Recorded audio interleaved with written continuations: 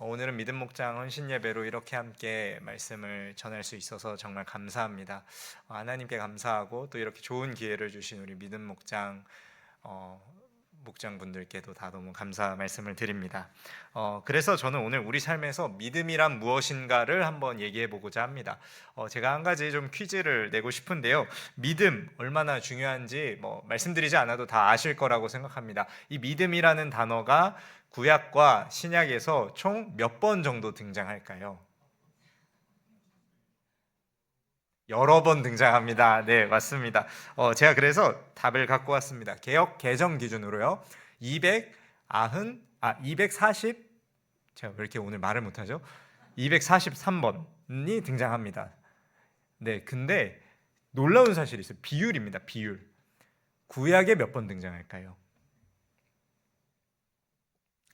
243이면 구약에 몇 번 등장할까요? 그래도 한 40번은 등장하지 않을까? 반은 등장하지 않을까? 생각하실 텐데요. 3번 등장합니다. 되게 놀랍지 않습니까? 저는 이 말씀을 준비하면서 믿음이라는 단어가 되게 많이 나올 것 같은데 구약에서는 3번만 등장합니다. 그게 어디에서 등장하냐면 사무엘상, 다니엘, 하박국입니다. 그런데 믿음하면 떠오르는 인물이 있습니다. 누구죠? 아브라함입니다. 오늘 본문의 주인공이기도 한데요. 아브라함 본문에 믿음이라는 단어가 등장하지 않아요. 되게 신기하고 말씀을 준비하면서 놀라웠습니다. 그래서 이거 설교 본문을 바꿔야겠다 생각을 했는데 여기에는 함정이 있습니다. 무엇이냐면요, 믿음이라는 명사형으로 검색했기 때문입니다. 그래서 이 믿다라는 단어를 제가 히브리어로 찾아봤고 이 히브리어를 검색했더니 몇 번이 나오는지 셀 수가 없어서 포기했습니다. 그런데 또 놀라운 것은요, 이 믿음이라는, 참 신기해요. 이 믿음이라는 아만이라고도 하는 단어인데요. 이 우리가 아는 그 아멘이 여기서 나온 겁니다. 이 아만이라는 단어가 3번이 나옵니다. 창세기에서 몇 번이요? 3번 나옵니다. 그런데 한 번은 야곱이 사람을 믿지 않았다라는 단어에서 그 이제 믿지 않다라는 부정형으로 쓰이고요. 두 번째는 요셉이 그 사실을 증명할 때 그 믿다라는 표현을 사용하면서 사실 사람과 사람 사이에 있는 믿음을 씁니다. 하나님을 향하여 이 믿음이라는 단어를 썼을 때가 유일하게 딱 한 번이 있었는데요. 그게 누구에게 쓰여졌냐면 아브라함에게 쓰여진 단어입니다. 정말 아브라함은 믿음의 사람이 맞는 것 같습니다. 아브라함은 믿음의 사람이 맞나요? 아브라함은 믿음의 사람인가요? 다들 그렇게 말씀하시고 생각하실 텐데요. 맞습니다. 맞는데요. 정말 그런가요? 아브라함의 삶을 오늘 한번 이렇게 쭉 보려고 합니다. 오늘 저희가 읽은 본문이 2개입니다. 하나는 몇 장이었죠? 창세기 12장이었습니다. 그리고 다른 하나는 창세기 22장이었습니다. 아브라함의 이 일대기, 연대기를 쭉 보면요, 12장에서 시작하는 것은 맞습니다. 그러나 사실 끝이 22장은 아닙니다. 그 후에 이삭의 그 아내를 맞으러 가려고 할 때 잠깐 등장하기도 하고요. 사라가 죽었을 때 막벨라고를 살려고 했을 때도 등장하고요.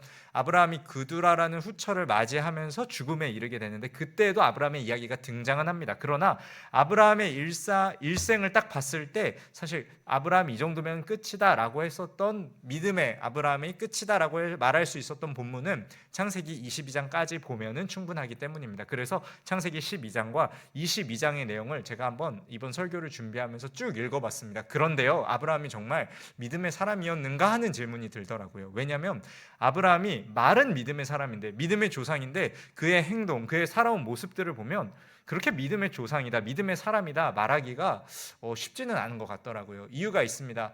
아마 잘 아시는 본문일 텐데요. 아브라함이 이제 하나님께서 말씀하시는 그 오늘 본문이기도 하죠. 오늘 가나안 땅으로 가라, 내가 약속한 그 땅으로 가라라고 말씀하십니다. 그런데 뭐라고 말씀하시죠? 하나님께서 아브라함에게 한번 오늘 본문 보실까요? 여호와께서 아브라함에게 이르시되 너는 너의 고향, 친척, 아버지의 집을 떠나라고 이야기합니다. 그런데 아브라함이 이 말씀에 순종했나요? 왜 순종하지 않았죠? 떠났지 않았나요? 왜 순종하지 않았죠? 그 이유가 있습니다. 고향, 아버지의 집은 떠났습니다. 그런데 뭐는 떠나지 못했죠? 친척은 떠나지 못했습니다. 친척은 누가 있었나요? 오늘 이제 본문에도 보시면은 아브라함이 롯이라는 사람을 데리고 떠납니다. 롯은 누구죠? 아브라함의 조카입니다. 왜 이 조카를 굳이 데리고 왔을까요? 아브라함은 무엇이 없었기 때문에요? 자녀, 아들이 없었습니다. 자신의 소유를, 자신의 이런 재물들을 물려줄 수 있는 사람이 없었죠. 그래서 자신의 가까웠던 종에게 물려주려고 했을 뻔한 적도 있었습니다. 그렇기 때문에 자신의 재물을 또 조카 롯에게 물려주고자, 또 그래도 혼자 가는 것보다 누구랑 같이 가는 게 낫죠? 이왕이면 아는 사람, 또 가족과 함께 가는 게 낫지 않겠습니까? 그래서 하나님의 말씀에 온전히 순종하지 못하고 그렇게 조카 롯을 데리고 떠나게 됩니다. 그런데 여기에서 끝나지 않습니다. 롯을 데리고 갔다가 잠시 어디로 가나요? 이집트로 가게 됩니다. 이집트에 가서 누구를 만나죠? 바로를 만납니다. 근데 바로에게 자신의 아내 사레를 무엇이라고 소개합니까? 누이라고 소개합니다. 아내라고 소개해야 하는 것이 맞는데 얼마나 이쁘셨는지 모르겠어요, 이 사레라는 분이. 근데 얼마나 이쁘셨으면 내가 빼앗기고 죽임을 당할까봐 아내가 아닌 누이로 소개를 합니다. 그런데 하나님께서 이것을 좋게 여기시지 않으셨죠. 그러니까 아브라함의 인생은요, 사실 하나님의 말씀에 순종하는 것 같아 보이지만 내가 이해하고 편한 방식까지만 순종하겠습니다 했어요.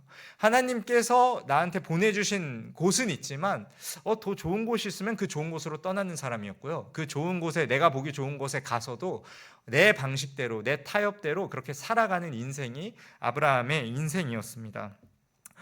그렇게 아브라함은 계속해서 자신의 방법대로, 인간의 생각대로 살아가게 됩니다. 아브라함에게 무엇이 없었다고 말씀드렸죠? 자녀가 없었다고 말씀드렸습니다. 그래서 아브라함이 고민하던 찰나에 아내 사레가 아이디어 하나를 줍니다. 무엇이었을까요? 바로 애굽에서 얻은 자신의 여종인 하갈과 아브라함을 이제 함께 그렇게 해서 아이를 갖게 하는 방법이었습니다.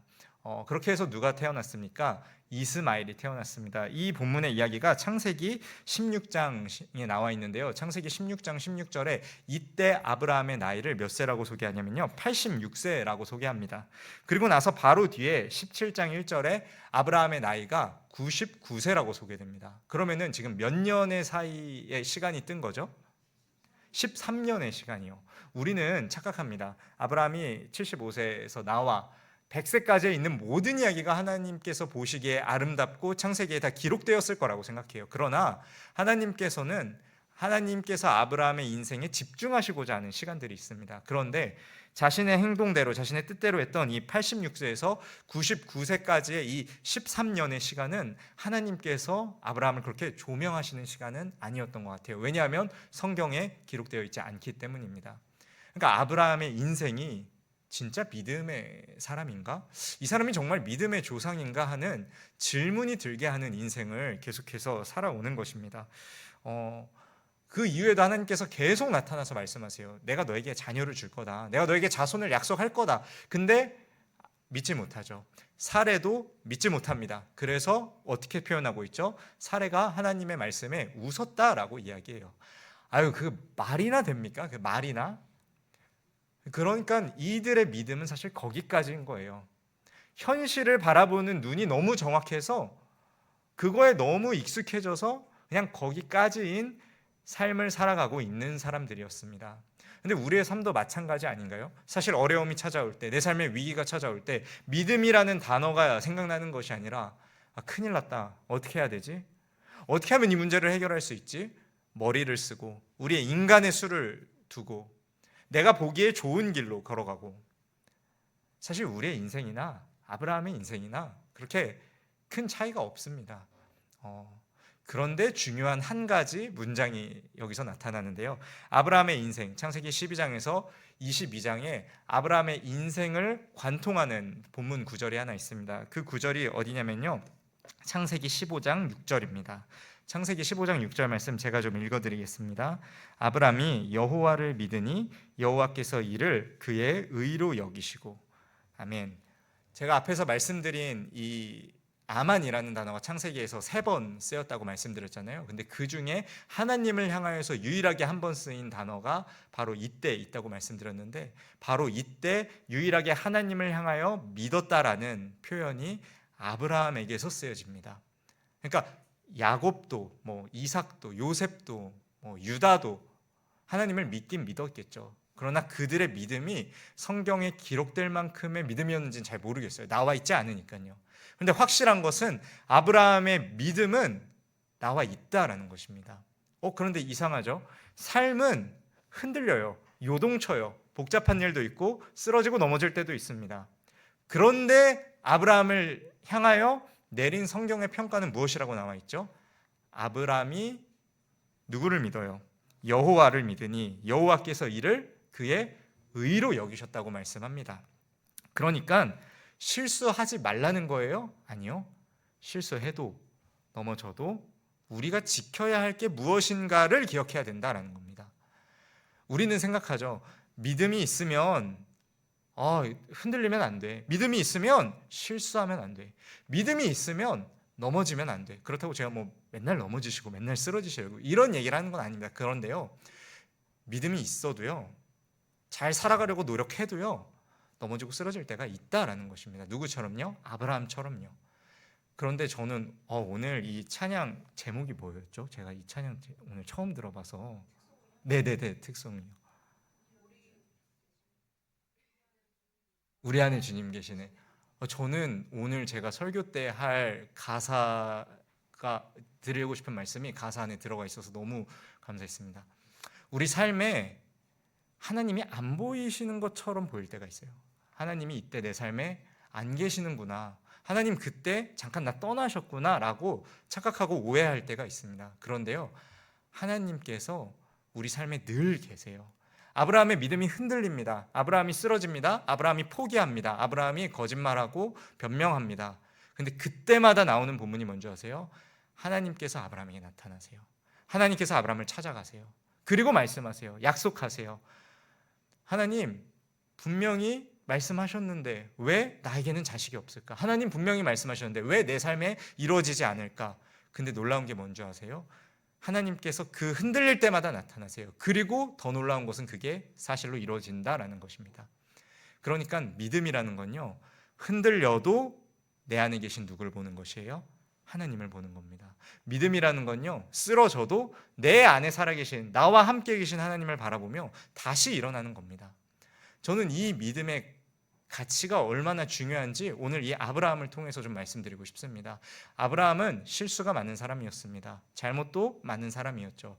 그런데 그 사람을 향해서 하나님께서는 의로 여기셨다. 이 평가가 구약의 평가뿐만인가요? 아닙니다. 신약의 평가도 나타나 있습니다. 갈라디아서, 로마서, 야고보서, 히브리서, 아브라함에 대한 평가가 여러 군데 등장합니다. 그런데요, 그 아브라함을 향해 무엇이라 말하나요? 믿음의 조상, 아브라함을 통해서 믿음이 흘러내려왔다. 이런 믿음과 관련된 이야기들을 계속해서 합니다.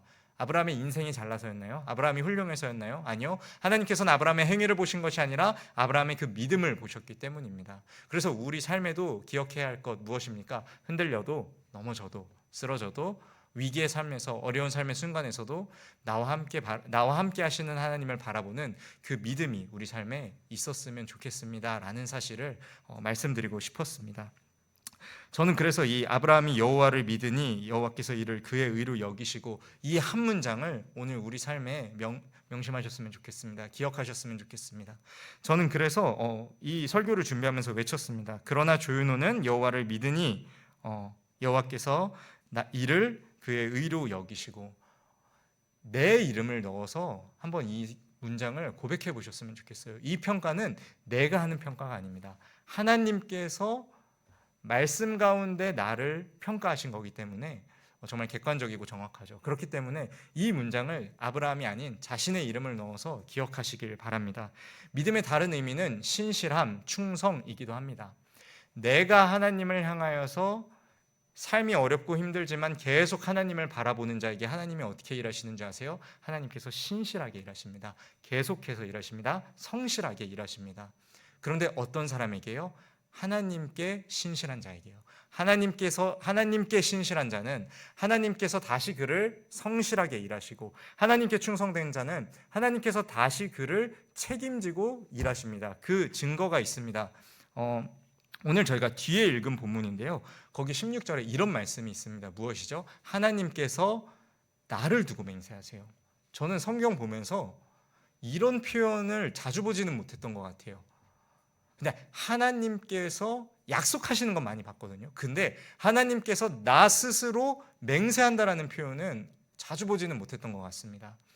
즉 하나님께 성실하게, 하나님께 신실하게 일하는 자, 하나님께 믿음으로 나아가는 자, 충성하는 자에게 하나님께서 말씀하십니다. 내가 내 이름을 걸고, 내가 나 스스로, 나 여호와의 이름으로 맹세해서 내가 너에게 성실하게 일하여 줄게라고 하나님께서 말씀하신다는 거예요. 무엇으로요? 아브라함의 믿음을 통해서요. 저는 이 사실이 너무 감격스럽더라고요. 왜요? 내가 잘해서가 아니잖아요. 내가 능력 있어서가 아니잖아요. 그냥 하나님을 바라보고 믿는 그 믿음 때문에 나를 향하여 일하여 주시는 그 하나님이 정말 감사하더라고요.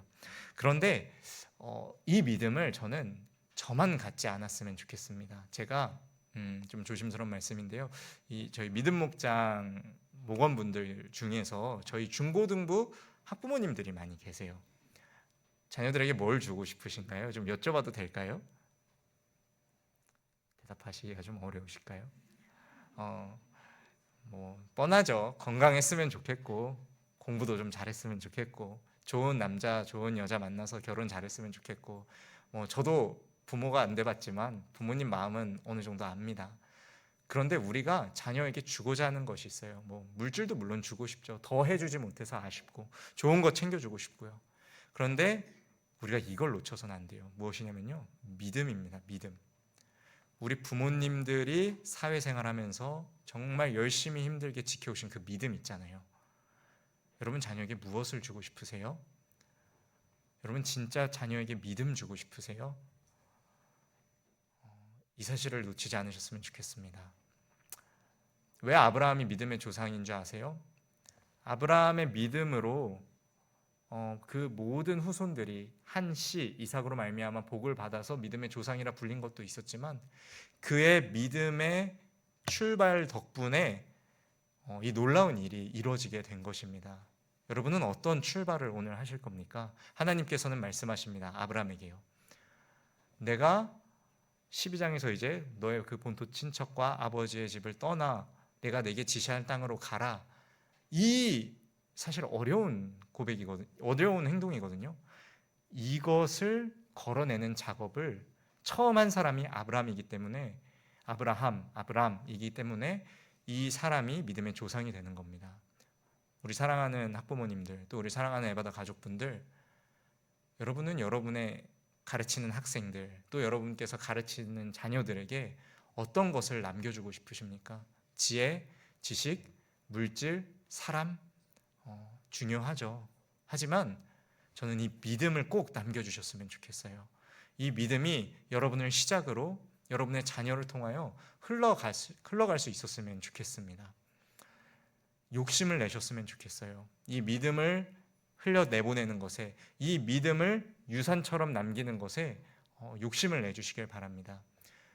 저는 아직 결혼도 못했고 자녀도 없어서 아직 애가 없어 보여서 그렇게 편한 말씀을 하시는군요 라고 생각하시는 분들도 계시겠지만 맞습니다. 저는 잘 모릅니다. 그런데 한 가지는 확실히 압니다. 저희 부모님이 저에게 주셨던 이 믿음이 제 인생을 얼마나 크게 바꿔놨는지 모릅니다. 부모님이 저한테 늘 말씀하시죠. 못해줘서 미안하다. 그때 못 챙겨줘서 더 아쉽다. 근데 그건 늘 부모 마음 똑같지 않겠습니까? 그런데요, 자녀에게 믿음을 주고 그 믿음과 사랑은요, 세상 어디에도 받을 수 없는 것입니다.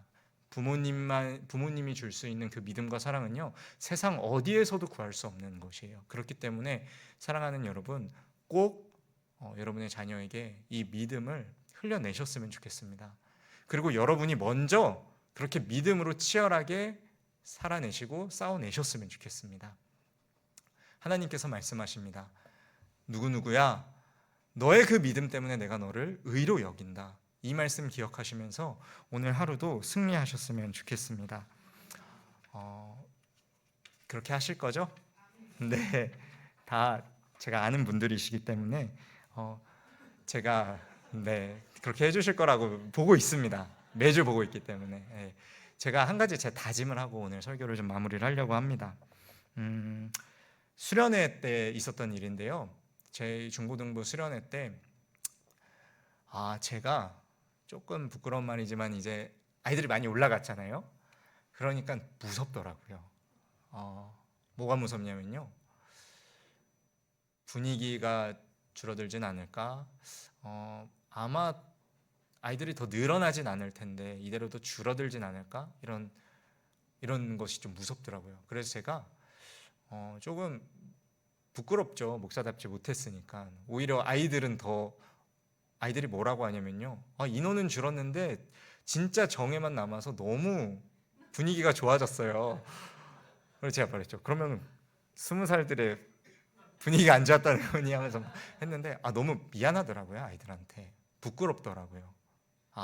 애들은 그렇게 생각하지 않고 있었는데 나 혼자 겁먹어서 주변의 어떤 걱정 어린 시선 때문에 내가 지레 겁먹어서. 믿음이라는 게요, 상황 따라서 가는 게 아니더라고요. 환경 따라서 가는 게 아니더라고요. 그래서 제가 아이들 앞에서 저희가 이제 한 사람씩 고백했거든요. 앞에 나와서 제가 그때 뭐라고 했냐면요, 부끄럽지 않은 목사 되겠다고 아이들 앞에 고백했습니다. 저는 이 믿음의 유산을 저희 학생들에게 줄 겁니다. 제가 여러분을 지켜보는 것처럼 여러분도 저를 지켜봐 주십시오. 우리 그렇게 서로 좀 격려하면서 서로 믿음의 길을 잘 걸어갈 수 있었으면 좋겠습니다. 믿음은 상황 따라가는 게 아닙니다. 환경 따라가는 게 아닙니다. 그리고 여러분이 갖고 계신 그 믿음을 하나님께서 반드시 의로 여기실 겁니다. 그리고 여러분을 믿음의 조상으로 세우실 것입니다. 기도하겠습니다. 사랑이 많으신 하나님 아버지, 믿음에 걸어가는 우리들의 삶 속에 하나님 언제나 함께 계셔 주셔서 감사합니다. 언제나 우리가 쓰러지고 넘어질 때면 나타나 주시고 찾아와 주셔서 감사합니다. 그렇게 신실하게 성실하게 일하여 주시는 하나님, 우리도 이제 하나님께 충성되게 신실하게 믿음의 길을 걸어가겠습니다. 그렇게 살아가는 우리에게 우리를 의로 여겨주시는 그 하나님의 말씀을 힘입어 나의 삶뿐만 아니라 나의 자녀의 삶도, 내가 가르치는 학생들의 삶도, 또 내 주변 사람들의 삶도 나로부터 시작되는 그 믿음의 삶이 시작되게 하여 주시옵소서. 세상이 우리를 욕하고 믿는 것을 미련하다 여긴다 할지라도 우리에게는 이것이 가장 큰 복이고 힘인 줄 믿습니다. 믿음으로 말미암아 여기까지 왔으니 믿음으로 앞으로 더 한 걸음 걸어가게 하여 주시옵소서. 언제나 사랑이 많으신 예수님의 이름으로 감사하며 기도드립니다. 아멘.